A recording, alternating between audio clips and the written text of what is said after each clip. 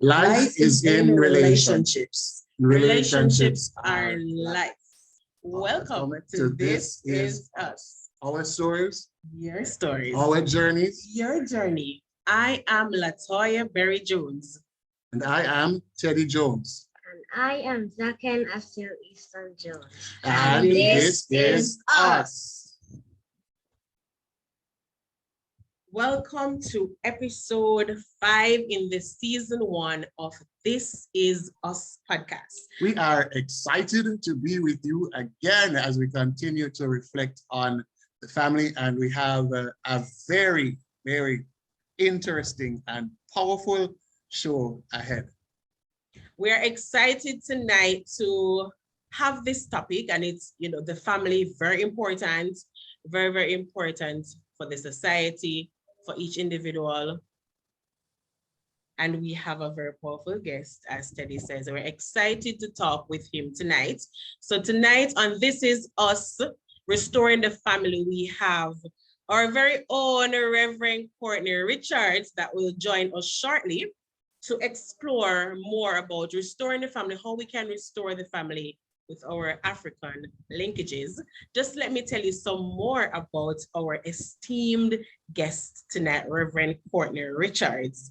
Reverend Courtney Richards is a global missionary who has spent his life and ministry focused on mentoring young leaders in the church and training others to make disciples.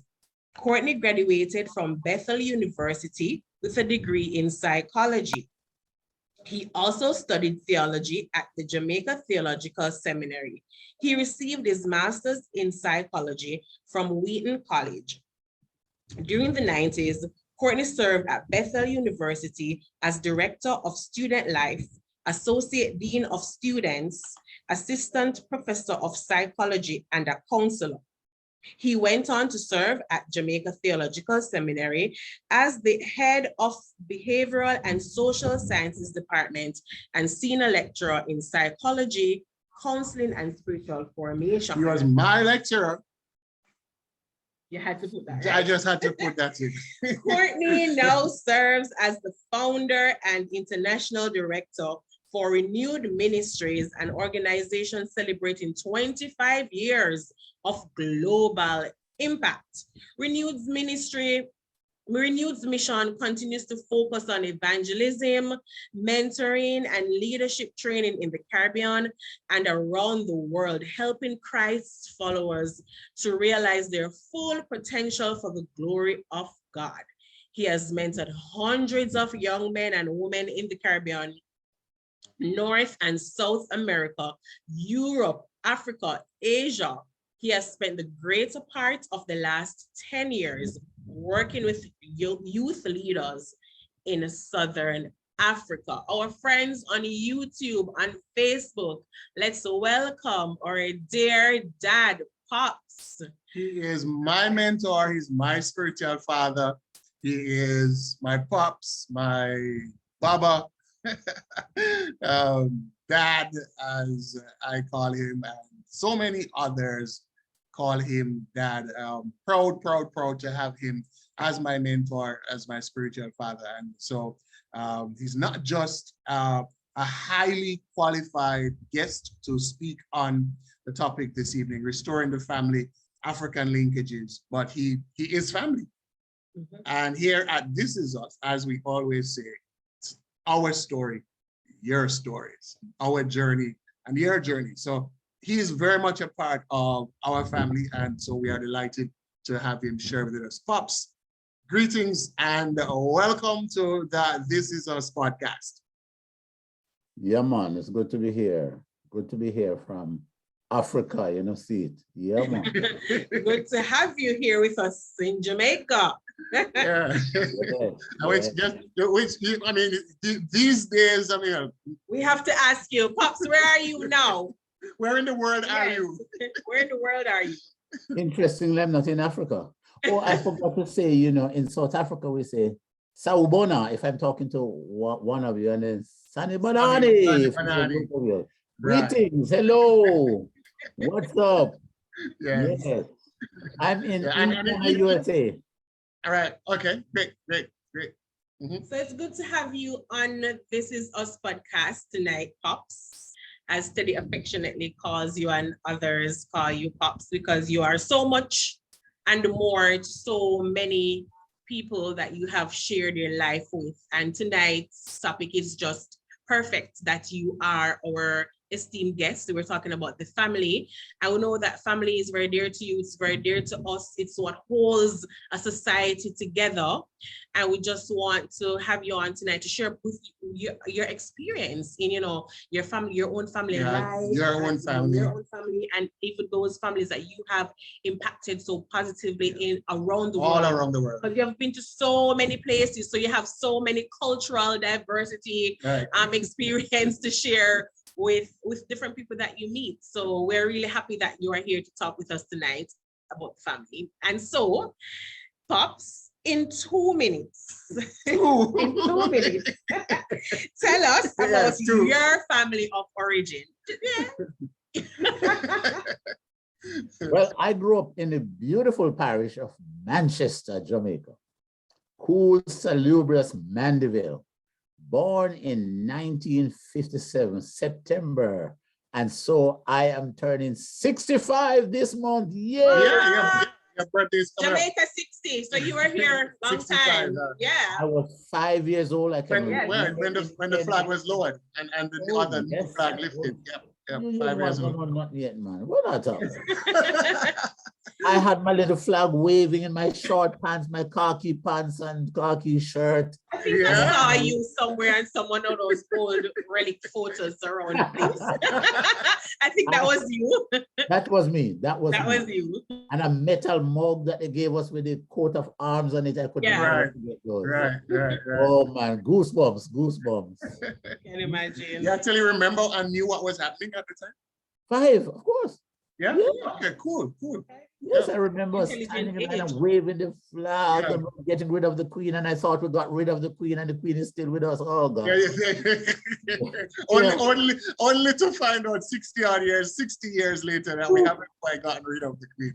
I am telling you. But that's a whole other story. It was an interesting time. Yeah. So I grew up without my father. I grew up with my mother's family in Georges Valley. My father left when I was 2 and went to England to go and build bridges and roads and so on with my uncle and others, my mother's older brother. A lot of people left on the Windrush generation. I was just about to say, he was part of the Windrush generation. Windrush generation. They left on the ship, go to England. And so I never knew my father. The first time I saw my father, I was 17 years old. And interestingly, his family, even though we grew up in the same district, the same village, for those who are not understanding district,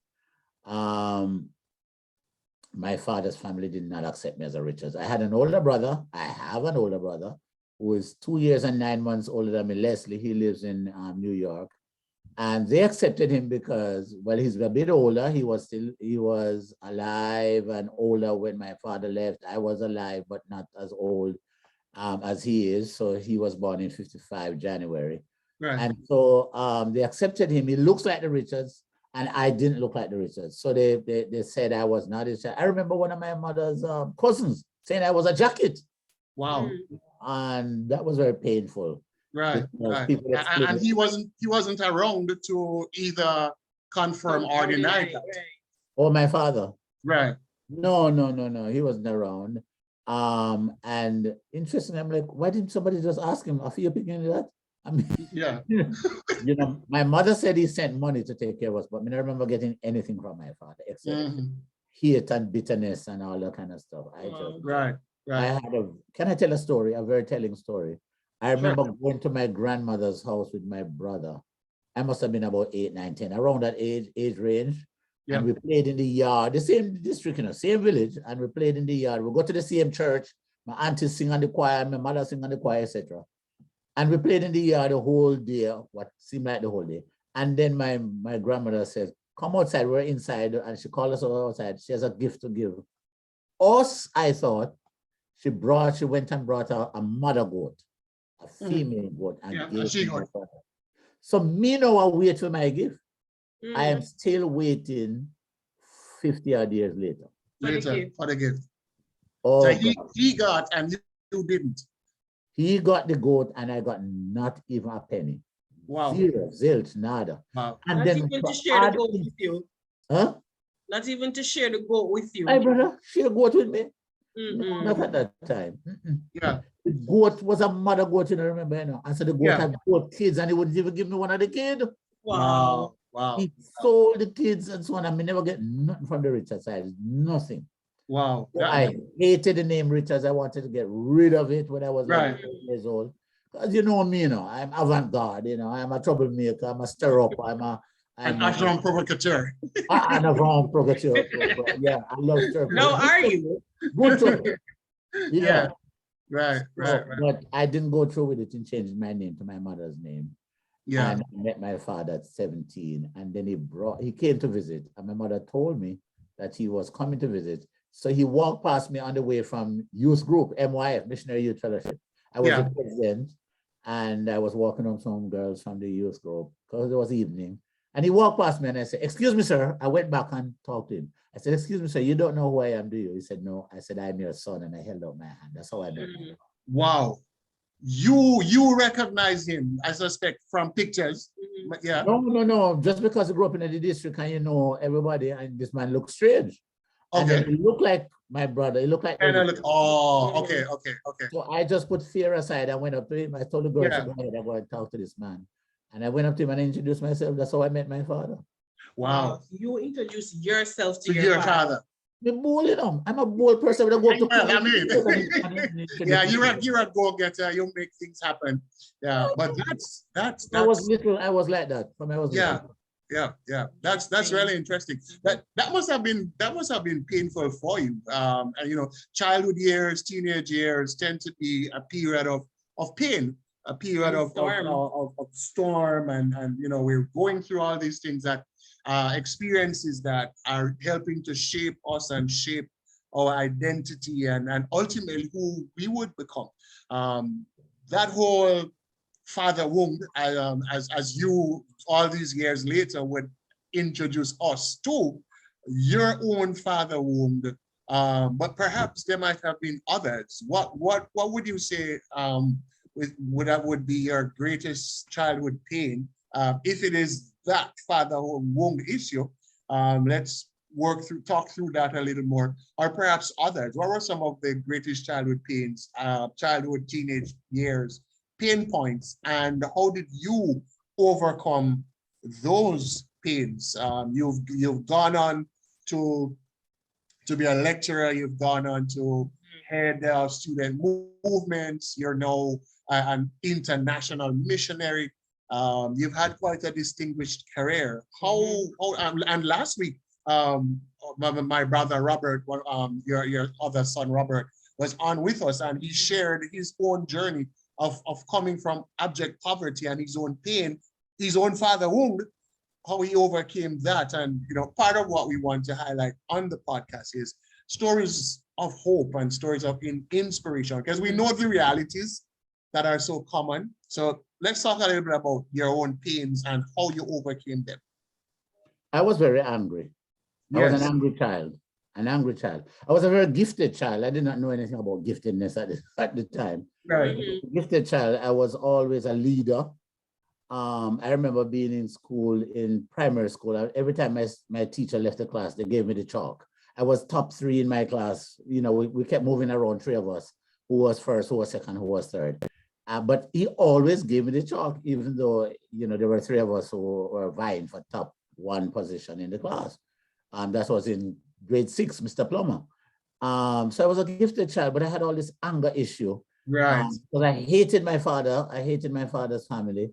You know, that was my signal most painful experience. Right. Because I also had anxiety issues as a result. Mm-hmm. I had anxiety issues. My mother conceived me under great stress. And I won't get into that because I don't want to expose things that she has confided in me. Yeah.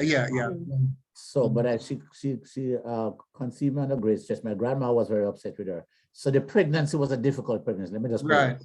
Right. And so I've had a nervous anxiety disorder. I've had medical problems all my life. So if you could add that to the insult to injury. Right. Yeah. You know, I always had to be going to the doctor for almost everything. And throughout my life, I've been a sickly child. But interestingly, that drove me to God because at a certain point in my life, when I was really sick, really badly sick at 17, almost 18 years old, that was a turning point in my life. I'd become a Christian, but God needed to break me, and He used that to at Keswick, the convention on the deeper Christian life. Yeah, and that's when I got filled with the Spirit. I made a deal with God, that Thursday night, 1975. I said, God, if you would heal me and fill me with your Spirit, I will do anything you want me to do. I'll even go to Africa as a missionary. You did. I said those words. Yeah. Go to Africa now. Exactly. Yeah, and from my own recollection of how that whole missions expanded to Africa, I don't think at the time your parents didn't even remember that deal that you made back then. No, that was not in my mind. Right. When I was at JTS, I kept hearing, when are you going to go to South Africa? But I didn't know anybody in South Africa. Right. So I had to wait until 2013 to meet somebody from South Africa who then invited me to South Africa. I'd met in Singapore. My roommate, when I went to this training in Singapore, Haggai, was from South Africa, and I told him about God saying, nudging me to go to South Africa. Please invite me. Never hear from the man, not until this day they talked to me. Yeah. So, but I was saying I was a gifted child. Yeah. So I had leadership at every level. And what really happened, I overcompensated for my pain in high school because I realized I was a very dramatic person. Right. I always acted from I was 3 years old. I imitated people, I mimicked people. And so I would preach my pastor's sermons. When I went to high school, therefore, I ended up with lunch hour concerts. I entertained the whole school at lunch hour concerts. I danced on the teacher's desk. I gave jokes. Yes. I had want to meet that 18-year-old Courtney. That was part of how you self, what's the term again? Part of how you self-medicated. Yeah. Yes, self-medicated or overcompensated for my pain. Right. Yeah, because I disrupted the class. I was to be expelled from school. Yeah. Yeah. But none of that ever happened. And it's interesting that as you say that, I find that a lot of our teachers are not able to recognize that or open to that perspective, that the child who is acting out, the child who is being disruptive, that sometimes it just may be that's the outlet or the avenue that child has to mask a lot of pain, or as you say, to compensate for some other deficit. And we tend to only see the disruption and the aggressiveness or the boisterousness. Yes, our training has been woefully lacking. Right. I think in recent times we're getting more adept. Yes, certainly. Yeah. And that's very good. As more trained guidance counselors and social workers get into the system, and they play their own part in sensitizing the rest of the staff to that. Parents, right? And the parents. Yeah. So we want to pay tribute to those guidance counselors and social and those in the helping profession who have been really making efforts to get more of that sensitization out there. Right. Well, interestingly, if I may just put this little caveat there, it was Mrs. Williams, my math teacher, who started me on this journey of change. I didn't change immediately. Right. But she asked me to come to her office and speak to her. Mrs. Williams was a very quiet, respectable math teacher. Everybody loved her. Yeah. But so I must confess, I had eyes on her daughter. But anyway, so I went. I never got her daughter, but I went to her office and she sat me down. She said, Richards, when are you going to stop entertaining the school? Instead of insulting me and calling me names. And then she shared something from her own life. She said, I used to be like you. Miss, you? Yeah. You used to be like me. She said, yes, I used to be like you. And I realized I have to grow up and start looking at myself. And I said, my goodness, if Mrs. Williams could change, then I could change. So I started thinking, but it took years for me to change. Right. Because I was on a roll, you see, I was so popular. Yeah. I mean, who want to give us this favor? Made you feel good. Right. go away with maths, man. I mean, I saw my life on the stage. I was going to be on Yeah. radio. I was going to be on television. Well, we had little television at the time. Back then, right. But yeah, I was going to be on radio. I was going to be a comedian. I was going to entertain the whole Jamaica. I was going to be rich. And Yeah. she And just there was a write-up on you, eh? There was some write-up on your comedy stints. more than once. Yeah, because I took part in school drama festival. Right. And so I got some major roles, and I was written up in the Gleaner. Yes, more than once. Yeah. I was an Obia man at one point. The other one I won't say because some of my sons refused to call me the right name, so I won't get into it. Meaning you played the role of an Obia man. What? Meaning you played the role of an Obia man. Did I say I was an Obia man? I meant I played the role of. I was talking about on stage. I was never an Obia man. Just to No. be clear. Just to be Played the role. I played the role of an Obia man. I was that bad. right. All right. So the role of Mrs. Williams, the Yes. role of that Kesey convention, Yeah. when you came to faith in Christ, and then your early years of involvement in Youth for Christ, and as a youth leader, and so on. And I'm filling some of the blanks because I know you so well. Right? Yeah. Finish each other's So sentences. ultimately, there was that pivot away from the comedy, away from the dramatization, and towards that sense of call, coming out of the Christian experience and so on, which led to seminary and then led to grad school and all of that. And then fast forward to 1996 when you answered another call to return to Jamaica, and you were serving at the seminary and the establishment of renewed ministries, just filling some of the gaps. And as you said, so it was in 2014, that was when African missions got started, that mission trip that we took. I'm honored to have been a part of that. And then thereafter, it's been almost every year since then, except just that COVID period, right? Or maybe just a few gaps. It was another year because I was sick with cancer, so I didn't go in. I had cancer treatment in 2017. Right. I didn't go in 2018. I was recuperating. Yeah. Right. Yeah. But And I would have been going every year, but right. And folks, you are looking at a man who has been healed of cancer, right? Praise God. Praise Praise God. So when he talks about faith, and when he talks about God and dedicating his life to God, Yes. you understand that, here is a man who has been through all kinds of challenges, a man who has been through some rough places, but an overcomer, and one who continues to give of himself to help build the next generation in particular. So 2014, that vision of going to Africa, and as you heard, that childhood promise to God, made to God in 1975 became a reality in 2014. And several years of missions ministry there, so some short and some over an extended period. So we want to now use that to segue into the next segment where we begin to look at family life in the Caribbean, family life on the African continent, our rootedness as people of African ascent, as persons whose foreparents were uprooted and brought here. But certainly we have issues with family life here. They have issues with family life there. There are all kinds of African retentions that are visible in our culture. And then there are things that are working there that perhaps we can use here. There are things that should be working there that are not working as they should.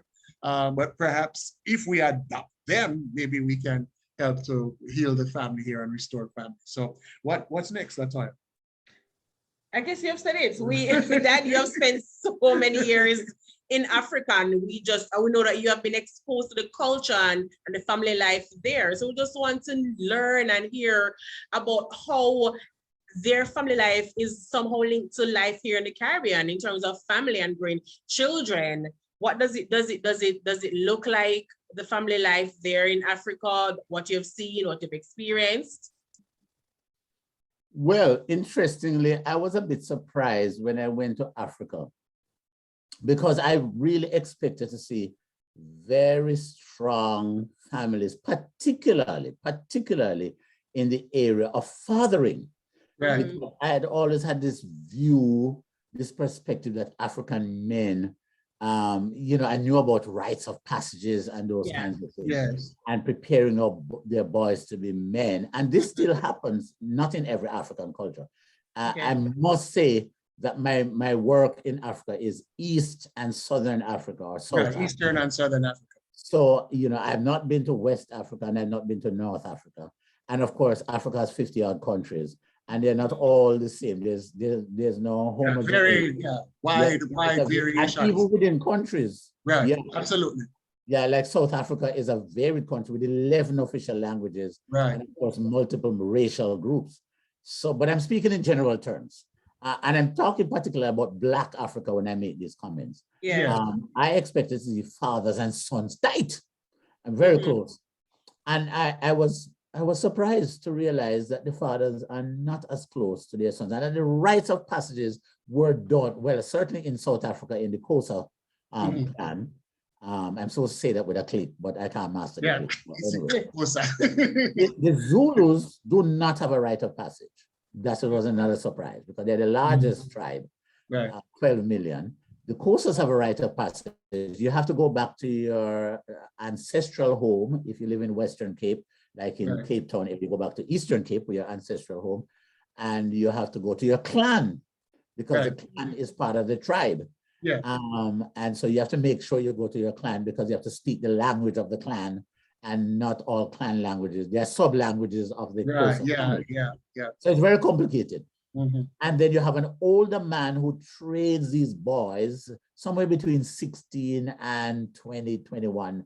Now, I must say, I told them, I said, you'd never have a 16-year-old boy have a strange man touching his private or cutting off his private in Jamaica or in the Caribbean. They would kill that man. So these things, not that he cuts off the foreskin with a swipe of the knife. There's no anesthetic. Friends of mine said they are trying to address that. Every year, 40 odd boys die in South Africa. Now, some of my friends say some of it is from witchcraft. People have cast spell upon them because they hate their parents. I do not know, but I do know that there's no anesthetic, and some of my friends are trying to address that by suggesting a Christian approach. The problem with the rites of passage is good because it teaches them hunting, it teaches them toughness, it teaches them adaptability, it teaches them how to be a man. The whole transitioning from boyhood into manhood. Right. They have to wear a particular suit of clothes for 6 months because the whole thing is not just done in a while. They have to learn, tough it out to the pain. That's part of being a man. Right. It happens to the Gibor in the Bible, in the Hebrew. Yes. Right. And so they do that. But then there are a couple of things that I find intriguing. There is no direct transferring of the information, the learning experiences to the modern times, because I've asked my mentees and others who have done it. So how do you carry over this ancient tradition and custom to modern times with computers and learning how to do they teach you how to navigate the world as it is today, driving cars and so on? They said, no, it's still the ancient way of doing it. So I said, wait a minute, something is lacking here. Right. Secondly, but hold on, Paul. So perhaps because one of the things I've been trying to think through for a while now is along that line. Can we, and if so, how do we adapt the principle, the overarching principle of the rites of passage? How do we adapt that in our times, and again, in our culture here in the Caribbean? So we understand the value of it.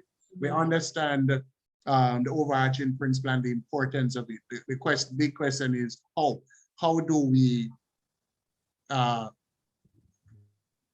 cross the bridge.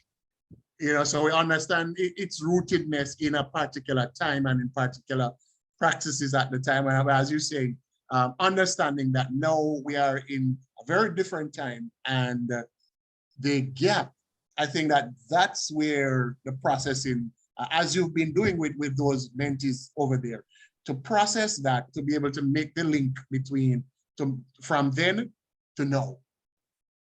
Well, that's a very important point. My own proposal is that we create countercultural experiences, meaning a new way of doing rites of passage. Yes.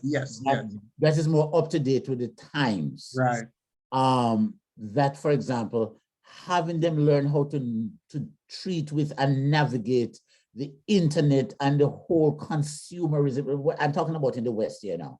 And even Africa, because South Africa is very Western. Yeah, of course. And the cities of Africa are very Western. The are not that was one of the shocks I had when I went there. When I first went there in 2009.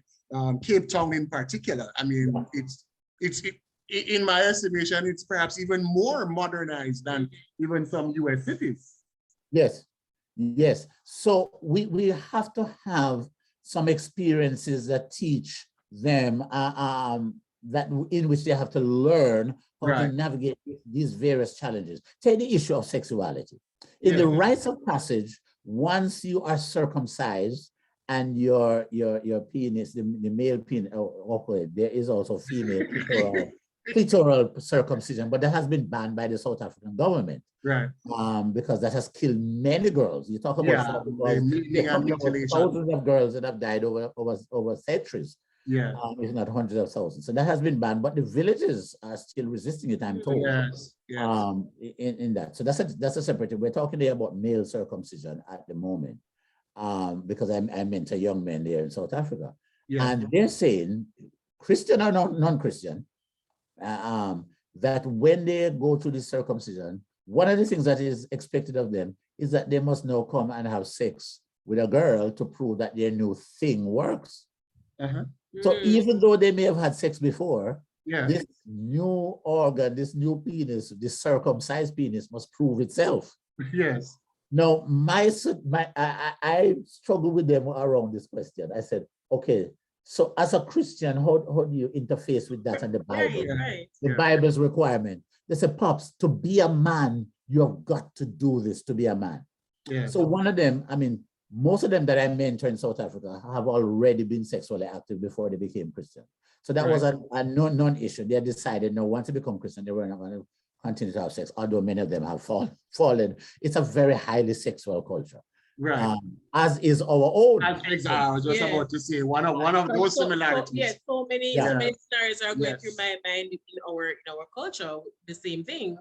Right, it's the same thing. So for me now to challenge them to be tough. Remember now, this one of the issues of one of the learning experiences of the male rite of passage is to toughen the boys to resist the cultural practices around them and be a man. Right. But I'm using that to say, be a man of Christ, be a man of God, and learn to resist. And so I'm teaching them about biblical sexuality and the practice of abstinence, not merely virginity, no, because they don't have any virginity, they've already given that up, but abstinence and how to also widen that to stand up and be a Christian. Now, one of the guys in one of our sessions asked, one of the young men, he said, how do I navigate this in my culture when my culture teaches a separate thing, that you pray to God through your dead ancestors, and you are now telling me about this Jesus? How do I navigate that? I said, well, Jesus said he is the only way to God. The only way, right.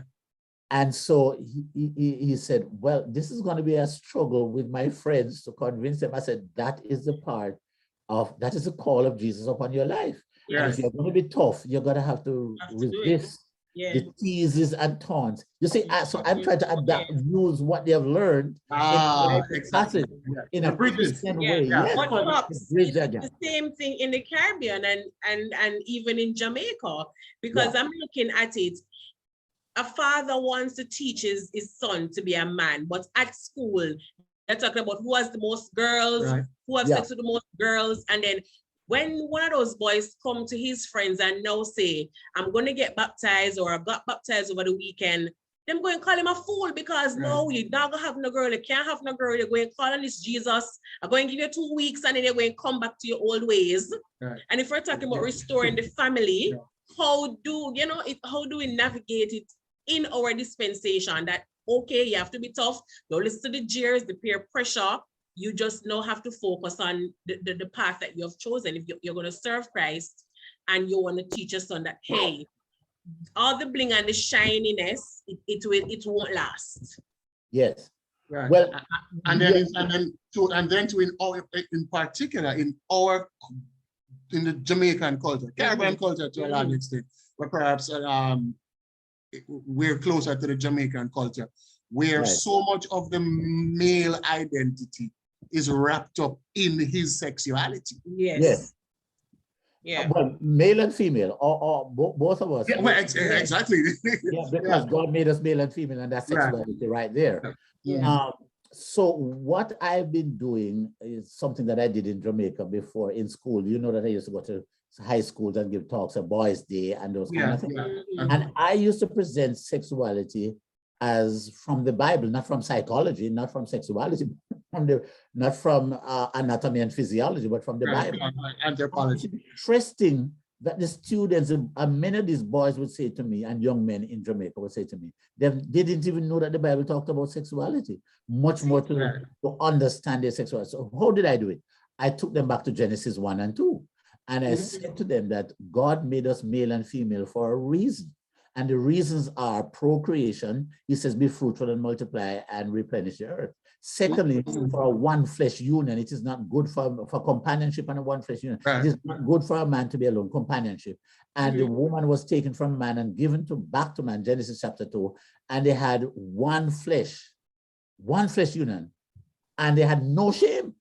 Yes. And so when I explained that to them, said that there's a spirituality of sexuality and that you need to view yourself and your body as a sexual being before God, and that the delights of sex must be seen in the context of what God made sex for, and that God does not want you to have 2 flesh, 3 flesh, 100 flesh, 1,000 flesh, but a one flesh union where you and your wife are joined together in marriage, and that you live that out to the pleasure of God. It changes the whole thing.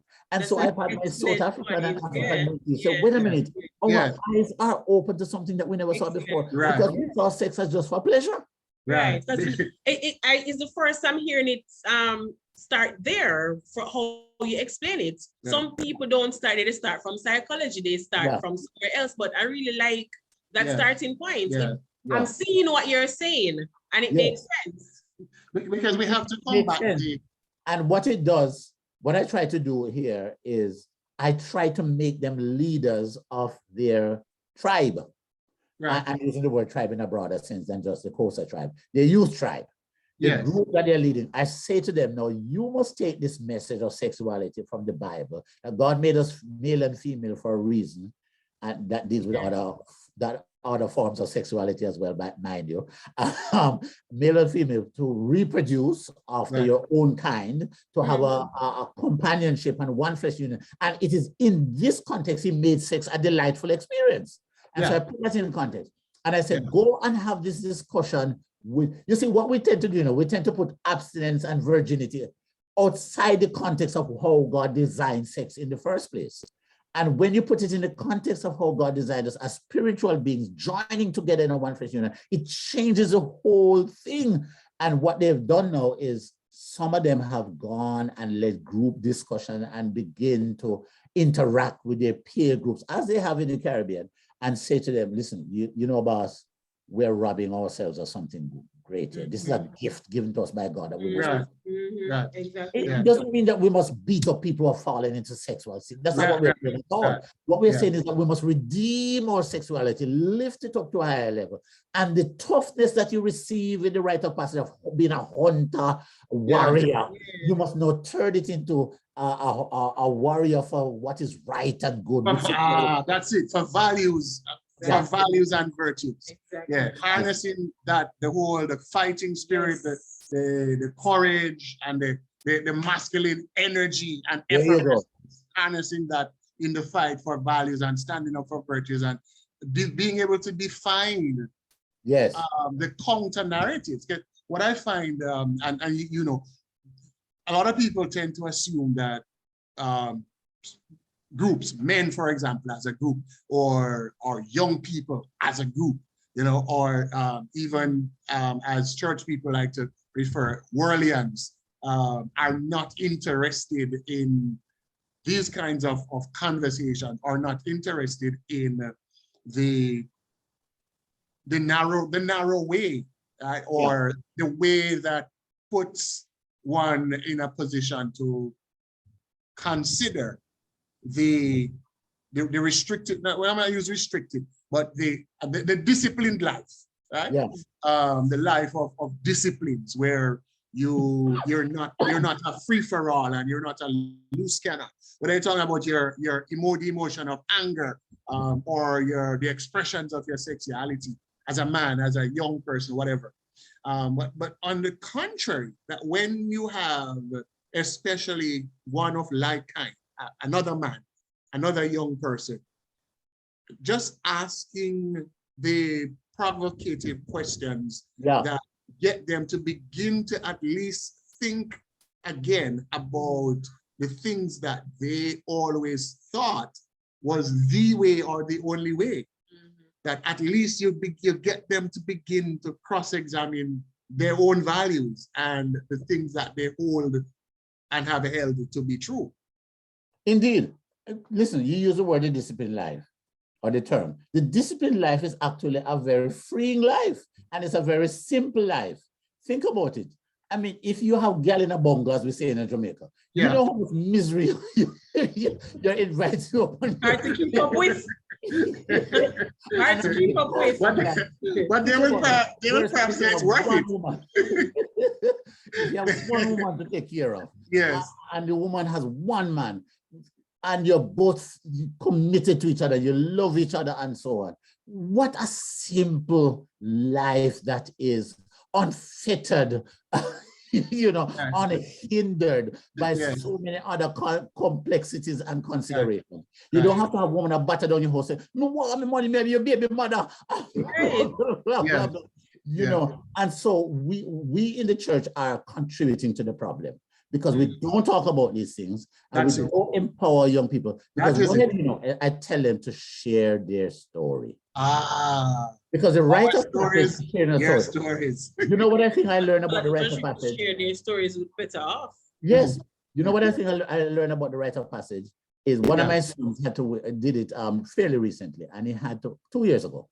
And I saw him wearing this suit of clothes, and he came to my apartment that I rented in Paarl, outside Cape Town. Yeah. And I'm like, why is every time I see you with this cap and this jacket? He said, Dad, I have to wait because it marks me as a person who's going through a rite of passage and becoming a man. Okay. No, that's a statement of a story. He's telling a story by the way he dresses. Yeah. People can see him as a person who's becoming a man. And once he stops wearing that clothes, he's no longer a boy, he's a man.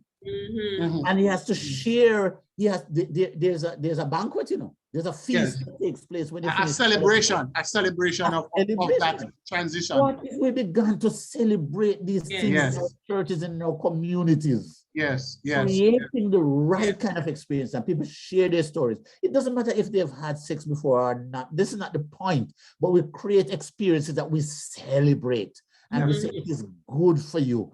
Whether it is they go out and we take them into the bush and go hunt. What are we going to hunt in Jamaica? We're not married. Well, there's deer. There's deer in the hills of Portland. I mean, Teddy, and wild boars. Yeah, Teddy's always saying that he wants to do something like that for Zakin when he reaches 12, 13. 14, yeah, that he would want to do something like that. And if every father decide to do something like that with their child, for their son, or even their daughter, I mean, I think we would begin to see a lot of changes. Even just a little, you know?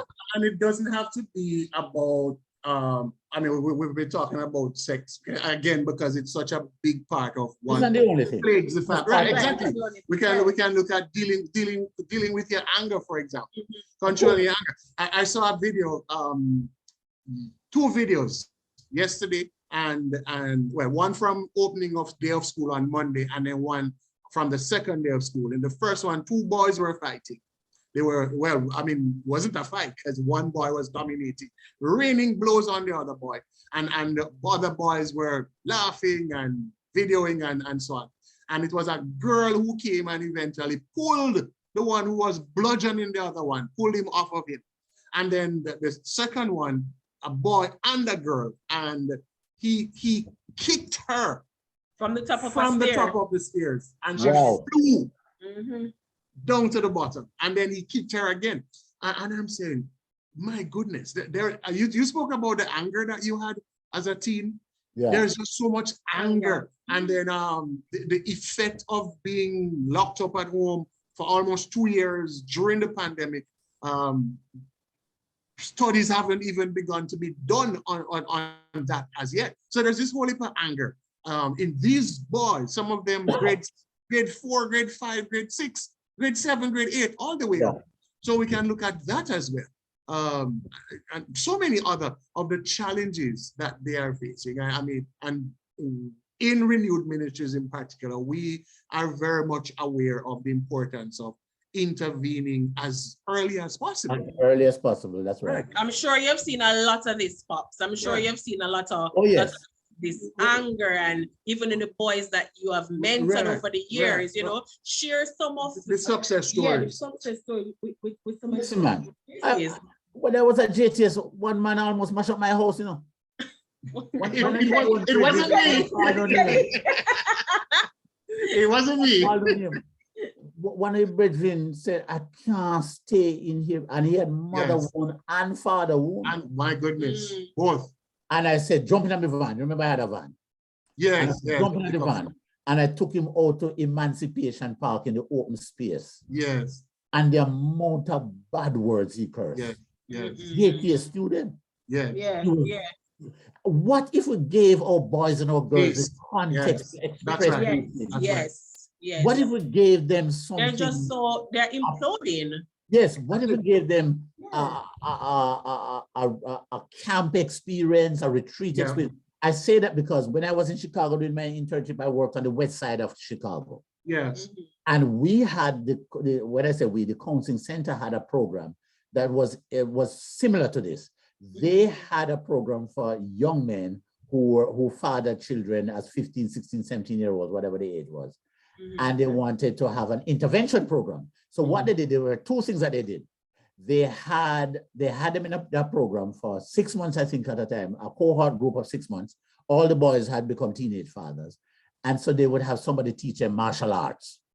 A martial arts person to teach them discipline and self-control. And then they took them on retreat. They took them on retreat a number of times. And in that retreat, they had to deal with the issues of sexuality. They had to deal with what feeds into the sexuality, because often their pain is what feeds into the sexuality. It has little or nothing to do with sex. It is a compensation for your emotional upsetness or your depression or your anger and hurt. So that's why you end up in all these sexual experiences. right. It's like an Including rape. antidote, a Including drug. rape. Yeah. And so we took them in there. Listen, the pre-test indicated that these boys had sex and blah, blah, blah. The post-test, months later, none of them fathered a child after they went through the 6-month program. They were Wow. totally changed because they Wow. received a context where they were sharing stories. The people who were training them were teaching them self-discipline, self-control, mind control, and these kind of things. And they were being facilitated to express their anger, their rage, their emotional state. And it was wonderful and life transforming. What if churches stopped preaching and created more of these kind of experiences? There we go. Hitting the nail on the head, Dad. Yeah. There we go. The interventions work. It's just, and as we've been saying, we need to be thinking a little more innovation, Yes. a little more energy, a wholly less laziness, and so on. I remember when I was at ALIC, African Leadership Institute for Community Transformation, one of the guys who presented, Dion Foster, young guy, he shared about being invited by this particular company He was a young pastor, fledgling church, doing pretty well down there in Cape Town. And the guy said to him, it was Graham Power, part of the Global Day of Prayer movement and so on. And Graham visited Jamaica a couple of years ago. And Graham said to him, Dion, I will pay you a salary not to preach. Wow. And I will pay you a salary not to preach. Mm. You know, I mean, on the surface of it, it might sound like, oh, huh? It's an insult. But the whole point is that Power wanted him to come on staff as a paid member of staff to be the one who would lead the staff in spiritual matters, but not by preaching, okay? By conversations and by focus groups and so on, particularly around matters of ethics, ethical business, and being an ethical employee, being an ethical career person. And out of that came a whole movement, ethically, I don't remember what it's called now. My goodness. I hope I remember to put it in the show notes. But an entire movement that has now spanned several nations with employees and employers signing up to a commitment to do business ethically. Yeah. Okay? So it is about achieving the very things that the gospel is supposed to produce. So at the end of the day, we are doing the work of the gospel. Mhm. But again, so many of us, we have become tied to the method. Yeah, the program. And less focus on the message, where the method becomes more important than the message. And so we keep making all the excuses. We keep not wanting to do some of the things that have been proven, the interventions, right? I mean, you have seen transformations. I mean, we can go down a long list of young persons in Jamaica, in Guadeloupe, in Grenada, right? One of your mentees, Jude Hector, as a result of being influenced by you, went back to Grenada after JTS, and he was able to bring the Teen Challenge ministry there, and they're doing tremendous things. And so a number of Grenadians who were drug addicts are now clean and contributing in wholesome ways to the society and so on. He didn't go and start a church, but he's doing the work of transformation. He's doing the work of restoring hope to families. As a matter of fact, he was working with his church, the New Testament Church of God out there in Wester Hall. And he told the bishop, he said, this is not for me. And I told him about Teen Challenge, and he came to Jamaica and learned Teen Challenge. And he's also in the prison. I've been in the prison. Right, prison, Her Majesty's prison. Her Majesty's prison. Her Majesty's prison. I've been there with him, and Jude is tremendous, and that's one. Listen, talking about Grenada, there were two things I wanted to mention about rites of passage and transformation. One of my mentees there would take he had some boys he was mentoring, and he would take them on nights, go hunt manicool. And that was part of it. That's a big part. Oh yeah. Big part of the culture. And another one did spear fishing, and he would take them fishing with him on the spear fishing. Right. So there's all number of things. We can have wilderness experiences. Right. And also do all kind of obstacle things where they're on teams or tools. Adventure camps and the process. So there's a lot of stuff. You yourself went to Alex, and Alex is full of all those experiences. Full of that, and the whole international sports school and all of that. So the stories are there, and it's so interesting that, as you said, the issues that are affecting the family here are the issues that are affecting the family there. And I think perhaps, even as we spoke about it before the show, I think, again, it comes down to application. So there's a principle that has tremendous value, but if the citizens, if the community loses its commitment to the principle and to the values that the practice are supposed to be about, then it ends up being of no value.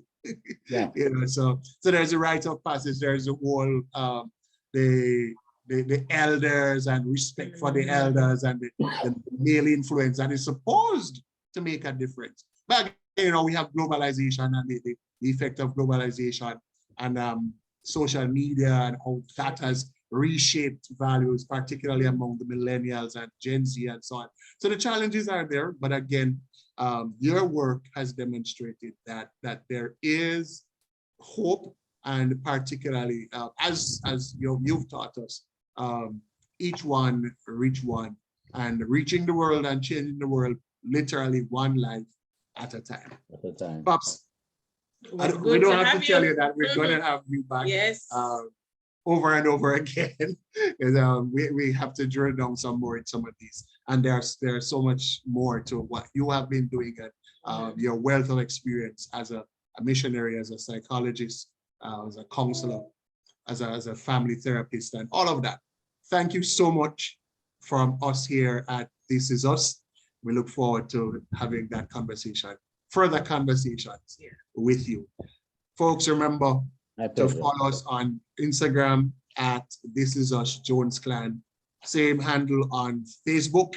And we want to get your comments. You have questions for us, reach out, and we certainly want to make those connections. Take care, and Pops, keep good. Keep good. Here's your granddaughter. Yay! Finally, I meet my granddaughter, but not in the flesh. She'll be 7 months in 2 days. Wow! And she's trying to walk already. Yeah. Lovely. Yeah. Come see her. Yeah. She came to arrest her parents, so we gotta go. Yeah. The time's up. Bless All right, you. Dad. Have a good one. Take care. Bye. You too. Take care. Have a good one. Blessings.